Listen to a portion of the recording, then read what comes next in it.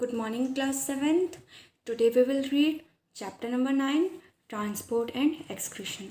हम देखेंगे प्लांट्स और एनिमल्स में जो फूड का ट्रांसपोर्ट होता है एक जगह से दूसरी जाना, वो कैसे होता है।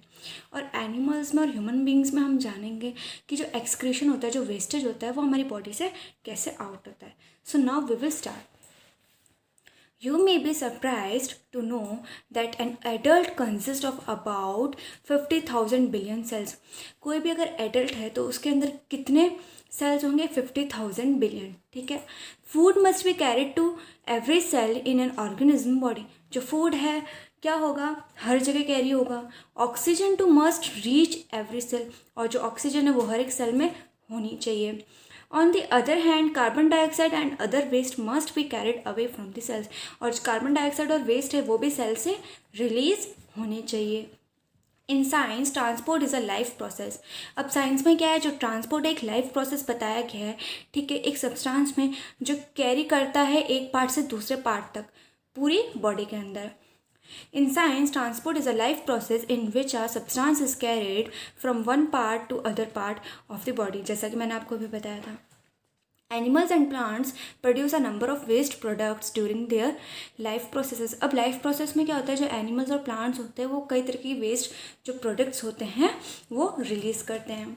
These waste products remove out from the body of an organism. तो हर एक organism के थ्रू क्या होता है? ये जो waste होता है निकलता है। If not remove they cause harm to the body of an organism. अगर ये सब रिमूव नहीं होंगे तो क्या होगा?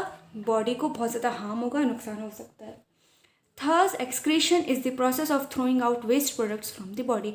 तो एक्सक्रीशन वो प्रोसेस है, वो प्रक्रिया है जिसके थ्रू जिससे जो वेस्ट प्रोडक्ट होता है वो बाहर निकल जाता है। अब हम आएंगे नीचे की तरफ और देखेंगे transport of materials in plants. अब जो मटेरियल्स का ट्रांसपोर्ट होता है प्लांट्स में वो कैसे होता है यहाँ हम जानेंगे। Plants are living organism. जो प्लांट्स है वो एक लिविंग ऑर्गेनिज्म है। किसकी तरह? लाइक एनिमल्स की तरह। They need water, minerals and food for their survival. उन्हें क्या वाटर मिनरल्स चाहिए होते हैं और फूड चाहिए होता है जिंदा रहने के लिए, मीन्स सर्वाइव करने के लिए। The transport of material in plants is carried out by the vascular tissues. अब प्लांट्स में क्या होता है? जो ट्रांसपोर्ट होता है किसी भी मटेरियल का वो किसके थ्रू होता है? वेस्कुलर टिश्यूज के थ्रू होता है। आप इसको अंडरलाइन करेंगे, vascular tissues. These tissues extend from the tip of the root to the tip of the leaves. अब जो रूट का जो कोना है, टिप, और जो लीव का जो टिप है वहाँ से लेकर के वहाँ तक ये ट्रांसपोर्टेशन होता है। तो अब हम पढ़ेंगे वेस्कुलर टिश्यूज के बारे में। There are two kinds of vascular tissues. दो तरह के टिश्यूज होते हैं, एक तो जाइलम होता है और एक फ्लोएम होता है।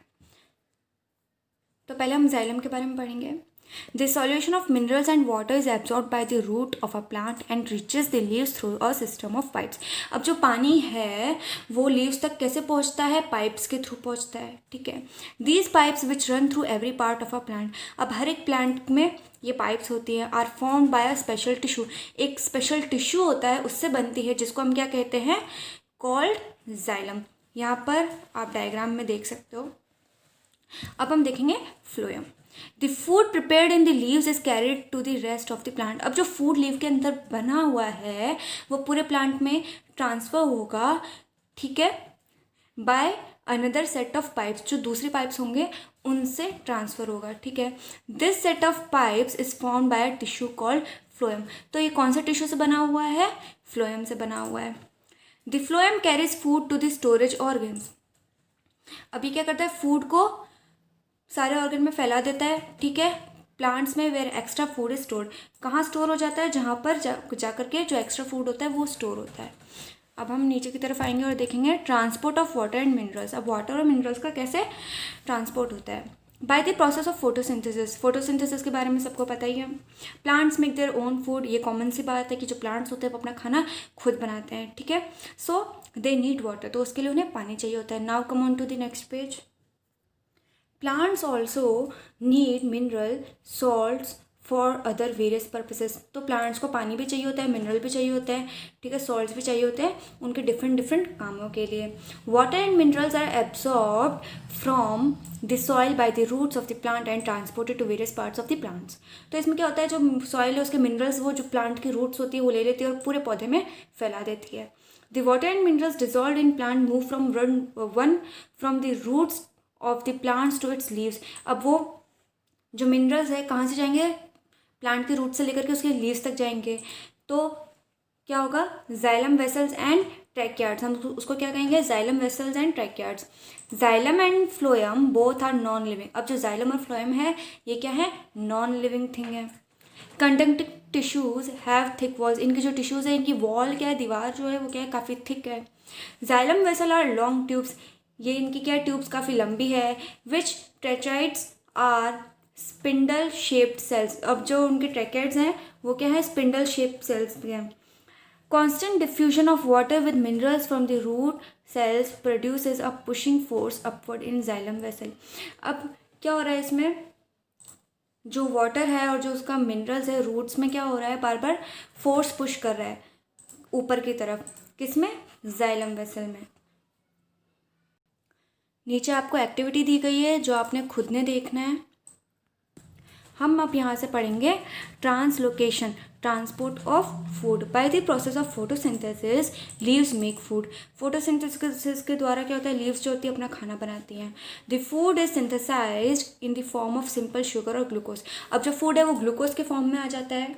Since every part of a plant needs food, food made in the leaves of the plants has to be transported to all parts of the plant। अब हर एक जो पार्ट है प्लांट में क्या चाहिए होता है, फूड चाहिए होता है, ठीक है। अब वो जो फूड है वो पूरे एक प्लांट में ट्रांसफ़र होता है। The food prepared in the leaves is transported from the leaf to other part of the plant. अब जो फूड प्रिपेयर करा गया है लीव से, वो लीव से क्या होगा, दूसरे पार्ट्स में जाएगा प्लांट के through a kind of tube से जाएगा, जैसे कि मैंने आपको पहले बताया था। तो वो क्या होगा आपका phloem, which are present in all parts of the plants. तो प्लांट्स के जितने भी पार्ट्स होते हैं फ्लोएम प्रेजेंट होता है उनमें। The transport of food from the leaves to other parts of the plant is called translocation. तो जो ट्रांसपोर्ट होता है फूड का लीव से लेकर के प्लांट के दूसरे पार्ट्स तक, तो वह आपका क्या कहलाएगा, translocation. Thus phloem is the part of plant, जो फ्लोएम है वो क्या है, पार्ट है प्लांट का विच ट्रांसलोकेट द फूड और sugar made in the leaves of a plant, जो ट्रांसलोकेट करता है शुगर और फूड का, जो क्या होता है प्लांट की लीव्स में बना होता है। अब हम देखेंगे transpiration. A large quantity of water is absorb by the plant. सबसे ज़्यादा जो क्वांटिटी वाटर की एब्जॉर्ब करी जाती है वो क्या, कहाँ से करी जाती है, प्लांट के रूट से, किससे, from the soil. It is conducted through the xylem to the leaves. Only a small fraction of the total water absorbed from the soil is permanently retained by the plant. It is estimated that less than 5% of water absorbed is used in metabolic process by an average plant। कोई भी plant है वो सिर्फ पानी का 5% use करेगा अपने अंदर, and remaining 95% water is release into the atmosphere. और जब बचा हुआ 95% वाटर है वो एटमॉस्फेयर में प्लांट क्या करेगा, रिलीज कर देगा, ठीक है। किस फॉर्म में, वाटर वेपर के फॉर्म में। This process of loss of water in the form of, come on to next page. This process of loss of water in the form of vapour through the aerial parts of the plants is called transpiration. अब जो पानी evaporate हुआ है plant के through वो आपका क्या कहलाएगा, transpiration. Transpiration is the process by which a plant gives off water vapour through it's leaves. अब क्या होता है, ट्रांसपीरेशन वो प्रोसेस है जिसमें एक प्लांट क्या करता है, वाटर वेपर्स प्रोवाइड करवाता है लीव्स से। अब हम देखेंगे एडवांटेजेस ऑफ ट्रांसपीरेशन। सो आपका फर्स्ट पॉइंट होगा, it helps in evaporating excess water from the plants. अब जो प्लांट के अंदर जो एक्सेस वाटर है, ज़्यादा मात्रा में जो पानी है वो इवेपोरेट हो जाएगा। Second, it controls the temperature of plant body. अब जो प्लांट की बॉडी है उसका टेम्परेचर कंट्रोल करने में हेल्प करता है। It helps in ascent of SAP. और आपका लास्ट पॉइंट है fourth, it helps in upward conduction of water and minerals. तो इसमें आपको बताया गया है कि वो पानी का इवेपोरेट होना बहुत इंपॉर्टेंट है, क्योंकि बहुत ज़्यादा मात्रा में पानी हो जाता है, टेम्परेचर जो होता है प्लांट की बॉडी का वो कंट्रोल करा जाता है, और जो मिनरल्स और वाटर होते हैं उनका जो अपवर्ड कंडक्शन होता है, ऊपर की तरफ पहुंचना होता है, जो ट्रांसपोर्टेशन होता है उसमें हेल्प होता है। अब हम देखेंगे disadvantages of transpiration. First, plant start wilting if water loss is more than absorption. अगर कोई भी प्लांट पानी अब्जॉर्ब नहीं कर पा रहा और ज़्यादा से ज़्यादा उसका जो बॉडी का पानी है वो लॉस होता जा रहा है, तो वो जो प्लांट है ख़राब हो सकता है। Second, it increase loss of water, hence water requirement increases. तो अब इसमें क्या होता है, जो लॉस ऑफ वाटर है वो इंक्रीज़ होता जा रहा है, ठीक है, तो वाटर रिक्वायरमेंट क्या होगी, बढ़ती चली जाएगी। अब हम देखेंगे transport in animals. Transport system in animal is called the circulatory system. जो ट्रांसपोर्ट सिस्टम होता है एनिमल्स में वो क्या कहलाता है, सर्कुलेटरी सिस्टम कहलाता है। It consist of organs that distribute blood to all parts of an animal's body. अब जो ब्लड होगा वो बॉडी के पूरे सारे पार्ट्स में जाएगा। यहाँ पे एक आपको डायग्राम दिया गया है, सर्कुलेटरी सिस्टम इन डियर, ये आप देख लीजिए। The simplest animal amoeba has no blood और सर्कुलेटरी सिस्टम। अमीबा होता है उसमें कोई ब्लड नहीं होता और कोई सर्कुलेटरी सिस्टम नहीं होता, ठीक है। The movement of substance takes place from its cell simply by diffusion. अब उनके अंदर जो क्या होता है, मूवमेंट होता है किसी भी सब्सटेंस का, वो कैसे होता है, डिफ्यूजन के थ्रू होता है। Slightly more advanced creatures have blood vessels through which blood is moved either by waves like muscular contraction or by movement of tiny hair like cilia।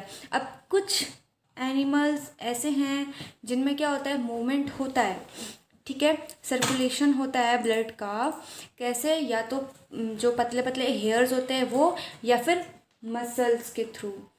In more advanced creatures part of system is formed into a heart which pumps the blood। अब जो बहुत सारे creatures ऐसे होते हैं जिनका जो कोई भी अगर एक सिस्टम है, एक पार्ट है, वो सिस्टम है वो कैसे फंक्शन करेगा, एक हार्ट की तरह वो पंप होएगा, ठीक है, और वो ब्लड को क्या करेगा, पंप कर देगा पूरे बॉडी में। Arthropods and some molluscs have an open circulatory system. अब कुछ आर्थ्रोपोडा और आप कह सकते हो मोलस्कस, उनमें क्या होता है, ओपन सर्कुलेटरी सिस्टम होता है। While some molluscs and worms and all vertebrates have a closed circulatory system. अब इनमें क्या होता है, काफ़ी क्लोज सर्कुलेटरी सिस्टम होता है। Vertebrates like fishes have a simple heart with 2 chamber. अब फिश के अंदर सिंपल सा हार्ट होता है जिसके 2 चैम्बर होते हैं, ठीक है। Which pumps blood to the gills, जो गिल्स की तरफ ब्लड को पंप करता है। वाइल बर्ड्स, गिल्स वो है जहाँ से जो फिशेस होती है सांस लेती हैं, ठीक है। While birds and mammals have 4 chamber. अब जो बर्ड्स और मैमल्स हो गए उनके हार्ट के कितने चैम्बर होते हैं, 4 चैम्बर होते हैं। Which in affect from 2 separate pumps. अब 2 सेपरेट पंप होते हैं उनमें। One side pump blood to the body tissues, एक साइड क्या होता है, जो ब्लड होता है बॉडी टिश्यूज़ तक जाता है। वाइल अदर साइड पंप होता है ब्लड लंग्स के लिए, ठीक है। अब हम देखेंगे transport in humans. In higher animals digested food, gases and waste material are carried around the body by blood। अब जो एनिमल्स होते हैं लाइक हम हो गए ह्यूमन, उनमें क्या होता है, जो डाइजेस्टेड फूड होता है और जो गैसेस होती है, जो वेस्ट मटेरियल होता है हमारी बॉडी में किससे कैरी होता है, ब्लड के प्रेशर से कैरी होता है। Blood flows through a network of tubes में से ब्लड फ्लो होता है which are called blood vessels, जिनको हम ब्लड वेसल्स कहते हैं। It is pumped to every part of the animal. हर एक एनिमल में ये पार्ट ये होता है, पंप होता है by the heart which does not have the same structure in all animals. But ज़रूरी नहीं है कि सारे एनिमल्स में हार्ट एक ही जैसा हो, सेम स्ट्रक्चर हो। This system of transport comprising the heart and blood vessels is called circulatory system. अब जो खून का दौड़ाव होता है हमारी बॉडी में वो आपका क्या कहलाएगा, circulatory system. We will look at the system in human beings. अब ह्यूमन बींग्स में हम इस चीज़ को पढ़ेंगे। To begin with let us see what blood consist of. उससे पहले हम जानेंगे कि हमारे ब्लड में क्या क्या होता है। तो हम ब्लड से पढ़ना स्टार्ट करेंगे। Blood is a connective tissue. Blood जो एक कनेक्टिव टिश्यू है, it is a fluid tissue which connect different parts of the body, body के डिफरेंट पार्ट्स इससे कनेक्ट होते हैं. Different substances transported by circulatory system. Circulatory system से क्या होता है, डिफरेंट डिफरेंट जो सब्सटेंसेस होते हैं वो बॉडी में सप्लाई होते हैं, ठीक है, ट्रांसपोर्ट होते हैं थ्रू द ब्लड. किससे? ब्लड की हेल्प से. It has red blood sales. Blood में रेड ब्लड सेल्स होते हैं, वाइट ब्लड सेल्स होते हैं, प्लेटलेट्स होती हैं, फ्लोट करती हैं इन अ लिक्विड, एक लिक्विड में फ्लोट करती है जिसको हम क्या कहते हैं, plasma. Now come on to next page. Plasma, यहाँ से हम स्टार्ट करेंगे. The plasma is a straw coloured liquid. जो प्लाज्मा होता है वो स्ट्रॉ कलर लिक्विड होता है कंटेनिंग अबाउट 92% ऑफ वाटर. उसमें 92% वाटर रहता है. And so is easily and quickly replace, जो आसानी से रिप्लेस करा जा सकता है बॉडी से. Plasma is a yellowish liquid portion of blood. Blood का येलोइश जो लिक्विड पोर्शन होता है वो होता है. The plasma is a solution of mineral. किस किस का सॉल्यूशन है, तो मिनरल्स का, वेस्ट प्रोडक्ट्स का, एंजाइम्स का, digested food, gases, blood proteins and other substances. ठीक है, अब हम देखेंगे red blood sales. Red blood cells are the most abundant cells in the blood. ज़्यादा मात्रा में होते हैं रेड ब्लड सेल्स, ठीक है, हमारे ब्लड में. The red blood sales contain iron containing protein. इनमें जो आयरन प्रेजेंट होता है और क्या कह सकते हैं हम, haemoglobin. Due to which the colour of blood is red. Haemoglobin की वजह से जो ब्लड का कलर होता है वो रेड होता है, ठीक है. And it carries oxygen from the lungs to the rest of the body. अब लंग्स से क्या करता है, ये ऑक्सीजन लेता है, ठीक है, पूरी बॉडी में ट्रांसफ़र कर देता है. Then return carbon dioxide from the body, और बॉडी से कार्बन डाइऑक्साइड रिलीज कर देता है लंग्स के थ्रू. अब हम देखेंगे white blood cells. White blood cells protect our body against harmful germ and diseases. जो वाइट ब्लड सेल्स होते हैं वो हमें डिजीजेस से बचाते हैं. That is why they are called soldier of the body. तो ये हमारी बॉडी के सोल्जर कहलाते हैं. दे are much fewer in number than red blood cells. ये रेड ब्लड सेल्स की मात्रा से थोड़े कम पाए जा सकते हैं. प्लेटलेट्स.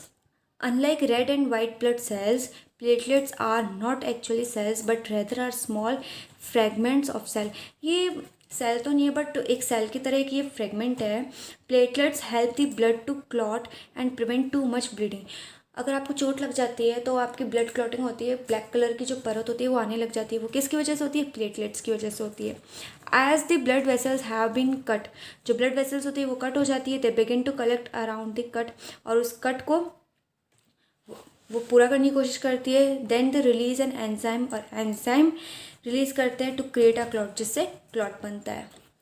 अब आप आएंगे और ऊपर की तरफ और देखेंगे फंक्शन ऑफ ब्लड. ब्लड के क्या क्या फंक्शन है. First, it transport waste material to the excretory organs for excretion.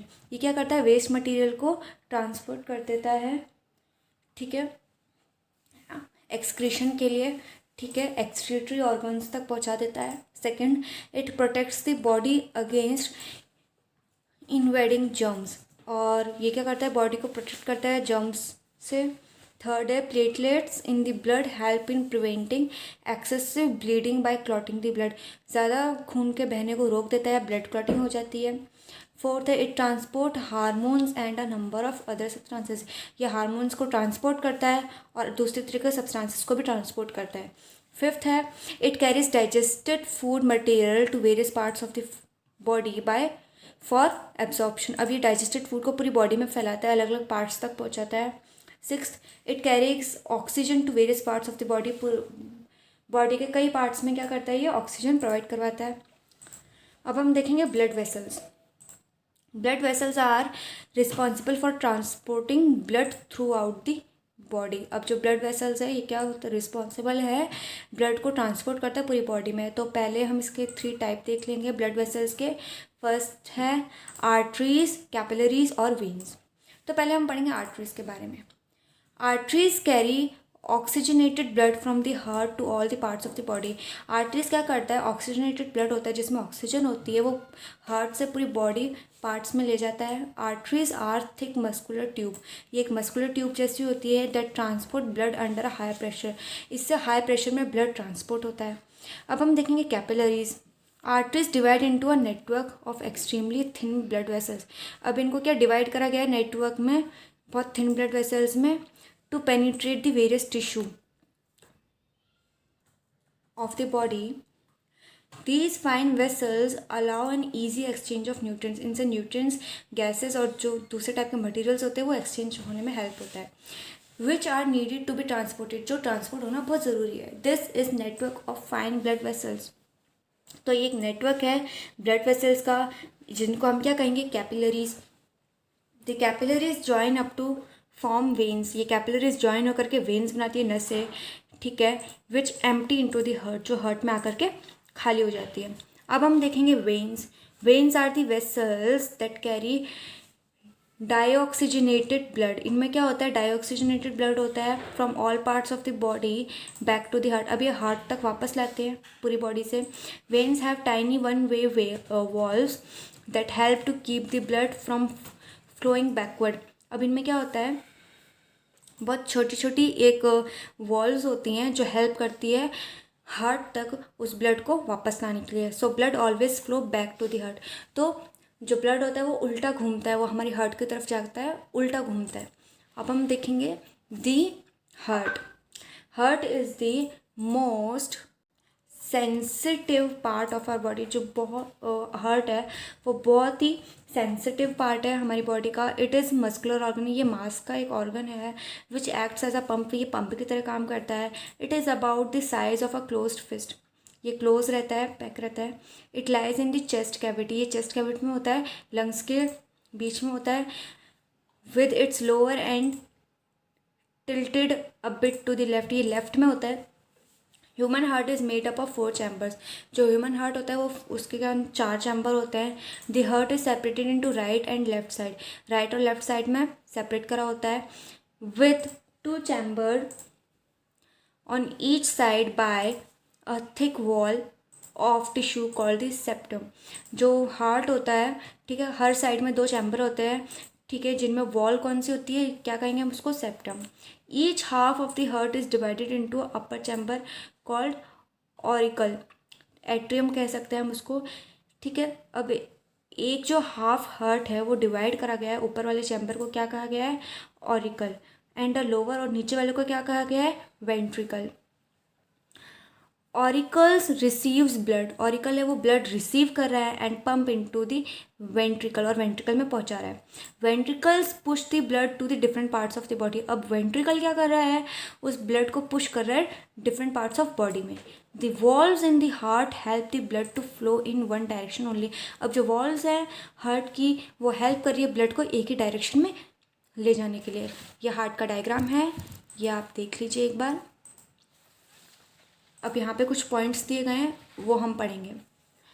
Impure blood from the body reaches the right auricle. अब जो इम्प्योर है ब्लड वो राइट ऑरिकल में जाके पहुँचता है. Second, from the right auricle it is pumped into the right ventricle. अब ये राइट ऑरिकल से कहाँ पहुँचेगा, राइट वेंट्रिकल में.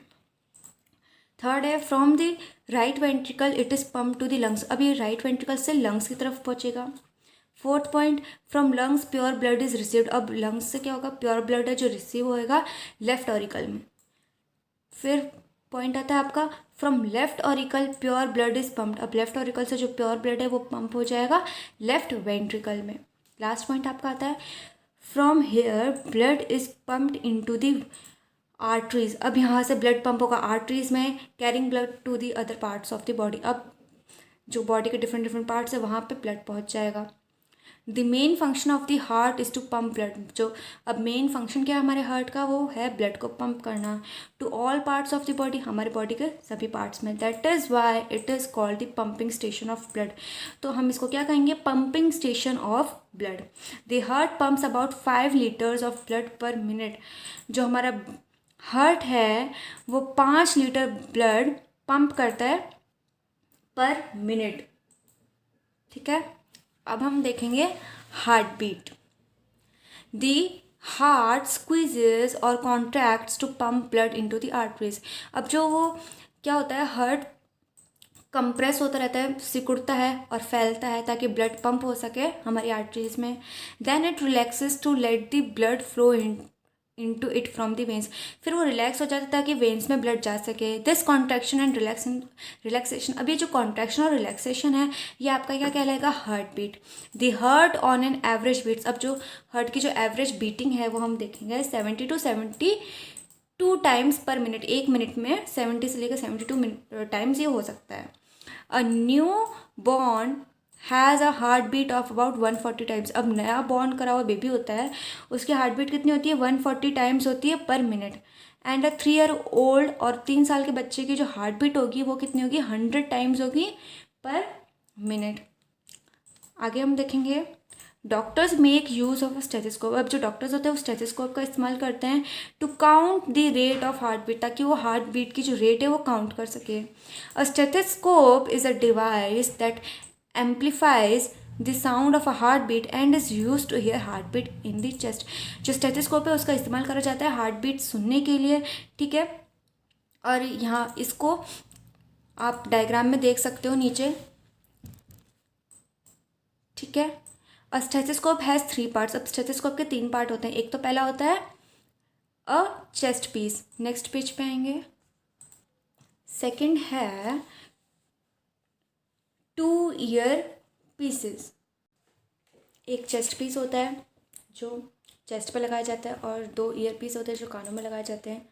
थर्ड है a tube joining the chest piece and ear pieces, अब जो चेस्ट पीस से लेकर के ईयर पीसेस तक जो कनेक्ट करी जाती है एक ट्यूब, उस ट्यूब को यहाँ पे थोड़ा डिस्क्राइब करा गया है। अब हम देखेंगे pulse. When you place index finger of your right and on the inner side of your left wrist you can feel the throbbing movement। अगर आप अपनी कलाई पे टच करके देखेंगे 2 फिंगर से तो आप देखेंगे कि क्या हो रहा है, जो आपकी नर्व्स हैं, आपकी जो पल्सेस हैं वो किस रेट पे चल रही है, आप ये नोटिस कर सकते हैं। This throbbing indicates that some liquid is flowing underneath your finger, अब आपको ऐसा लगेगा कि कोई लिक्विड है जो आपके फिंगर से नीचे से होके जा रहा है। This throbbing is called the pulse, अब हम इसको क्या कहेंगे, पल्स कहेंगे। And it is due to blood flowing, अब इसमें क्या हो रहा है, जो ब्लड है वो फ्लो हो रहा है, ठीक है, हमारी आर्टरीज में। In fact, when a physician holds your wrist, he counts the number of jerks। अब जो एक अगर कोई फिजिशियन है वो आपकी कलाई पकड़ता है और वो नंबर जो जर्क्स होते हैं काउंट करता है, ही फील इन अ मिनट, कि कितने मिनट, 1 मिनट के अंदर वो कितने जर्क्स फील कर रहा है। अब हम यहाँ पे आएंगे नीचे और देखेंगे excretion. Due to various metabolic activities in plants and animals, many harmful and unnecessary substances are produced as by-products। कुछ unnecessary चीज़ें होती है जो कुछ products produce कर देते हैं।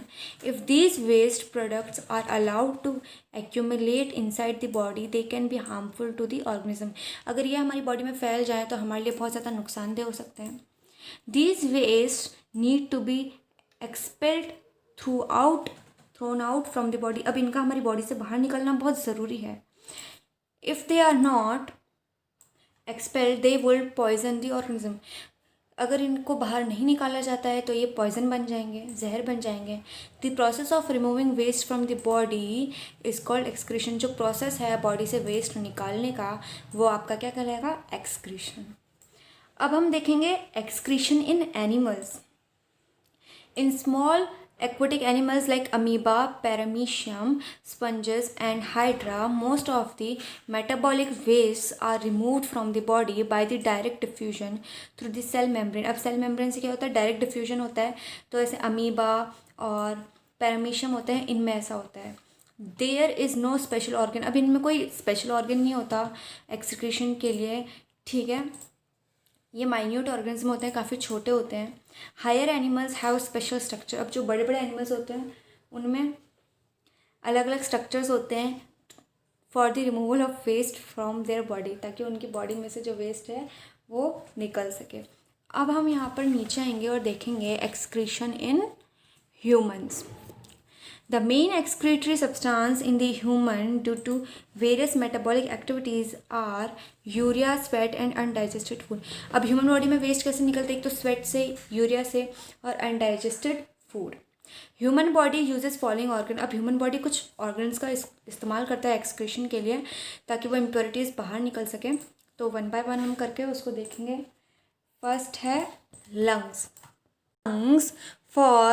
Lungs for excretion of carbon dioxide and water vapour produce during respiration. अब लंग्स में कैसे एक्सक्रीशन होता है, कार्बन डाइऑक्साइड और जो वाटर होता है वो रिलीज होता है। स्किन में क्या होगा, for excretion of urea salt and excess of water by means of sweat glands present in the skin. अब इसमें कैसे वेस्ट रिलीज होगा, जो भी स्वेट होगा, जो भी सॉल्ट होगा और यूरिया होगा वो आपके स्किन से निकल जाएगा। अब हम देखेंगे large intestine excrete some waste along with faeces through anus. अब एनस से कुछ फैसेस होते हैं वो निकलते हैं। किडनीज में हम देखेंगे for the excretion of products like urea and nitrogen in urine. Urine से अब क्या होगा, जैसे कि कुछ नाइट्रोजन और यूरिन होगा, ऐसे रिलीज होते हैं। The main waste products of the human body is urine. जो मेन वेस्ट प्रोडक्ट है वो क्या होता है, urine. It is excreted through the urinary system. ये कैसे एक्सक्रीट होता है, यूरिनरी सिस्टम से। अब हम देखेंगे urinary system.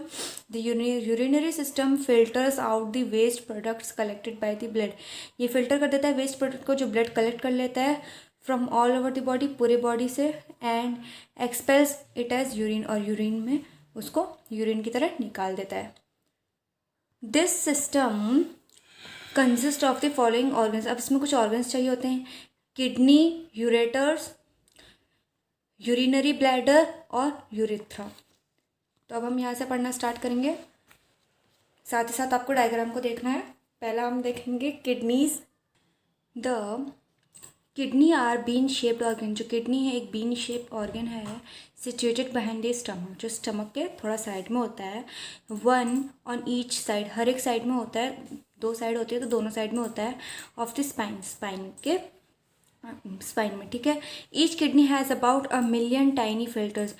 Million category, million type में क्या होता है, टाइनी फिल्टर होता है, जिनको हम क्या कहेंगे, nephrons. A nephron looks like a small cup और फनल, जो एक कप या फनल की तरह लगता है, विद अ लॉन्ग ट्यूब। उसमें क्या होती है, एक लंबी सी ट्यूब होती है अटैच टू इट, जिससे वो अटैच होती है।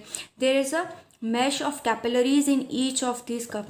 अब इनमें कैपिलरीज होती हैं। Water and waste like urea and salt filter into the cup. जो वेस्ट है, यूरिया है, जो भी है वो फिल्टर हो जाता है उस कप में, किससे, ब्लड कैपिलरीज से।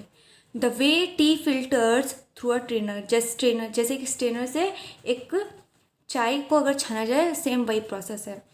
Blood cells and other large particles remain in the blood. जो ब्लड सेल्स और जो ज़्यादा लार्ज पार्टिकल्स है वो ब्लड में ही रह जाती है, कैपिलरीज में। जैसे कि जब हम, जो टी लीव्स होती है वो ऊपर ही रह जाती है, तो ऐसे ही कैपिलरीज में होता है। The clean blood leaves the kidneys, और जो क्लीन ब्लड होता है वो किडनी छोड़ देती है। While the waste flow into the tube, और जो वेस्ट होता है वो ट्यूब में चला जाता है, जैसा कि मैंने आपको बताया था नेफ्रॉन्स में। The waste flow through the ureters and are collected in the bladder. अब यूरेटर से जो वेस्ट है वो कहाँ कलेक्ट हो रहा है, ब्लैडर में, in the form of urine. किसके फॉर्म में, यूरिन के फॉर्म में। Urine contains 95% of water. Urine में 95% वाटर होता है। 2 to 5% urea and 2 to 5 waste products होते हैं, ठीक है। Glucose is not present in urine. Urine में कोई ग्लूकोज प्रेजेंट नहीं होता है। Its presence in urine indicates that the person may be suffering from diabetes. अगर यूरिन में ऐसा कुछ होता है तो इसका मतलब ये है, ग्लूकोज है तो इसका मतलब उसको डायबिटीज़ है। अब हम देखेंगे ureter. A narrow tube called the ureter. एक नैरो ट्यूब है जिसको यूरेटर कहा गया है, ठीक है। Runs from the inner side of each kidney. अंदर की साइड से दोनों किडनी से निकला हुआ है। It joins the 2 kidneys. अब इसने 2 किडनियों को ज्वाइन कर रखा है टू द यूरिनरी ब्लैडर। अब यहाँ पर हम देखेंगे urinary bladder. It is a bag like structure. ये एक बैग की तरह है। इन विच यूरिन इज स्टोर, जहाँ यूरिन स्टोर होता है। Urine passes from the kidney through 2 ureters. अब किडनी से पास होता है 2 यूरेटर से, ठीक है, इनटू द यूरिनरी ब्लैडर। कहाँ पे? यूरिनरी ब्लैडर में। It's size and position varies with the amount of urine it contains. इसका साइज और जो पोजीशन है वो कैसे वेरीफाई करा जाता है? उसके अमाउंट से, कितना अमाउंट है उसमें। अब हम देखेंगे urethra. Leading from the bladder is another tube called urethra. ये भी एक ब्लैडर से लिया गया है जिसको हम यूरेथ्रा कहते हैं। Urethra works as the outlet passage for urine. ये एक आउटलेट पैसेज होता है, यूरिन की तरह काम करता है। अब हम देखेंगे sweating. Sweating is the excretion of water. Sweating पानी का निकलना है बॉडी से। Salt and some protein waste either in the form of water और in the form of vapour. या तो वेपर के फॉर्म में होगा या वाटर के फॉर्म में होगा। Sweating produces a cooling effect. Sweating की वजह से हमें कूल इफेक्ट मिलता है। The rate of sweating depends upon 2 things. अब 2 चीज़ों पर डिपेंड करता है, एक तो ह्यूमिडिटी, ठीक है, और जो एयर का मूवमेंट है। It is more in hot condition. ये ज़्यादा हो जाता है जब बहुत ज़्यादा गर्मी होती है।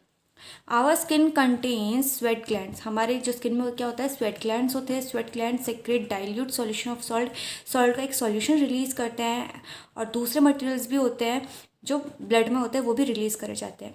Heavy loss of water causes the blood to become thick so that it not longer circulatory properly. अगर ज़्यादा स्वेट होगा आपको तो आपका जो ब्लड है, खून है, वो मोटा हो जाएगा, जिससे सर्कुलेशन प्रॉपर नहीं हो पाएगा।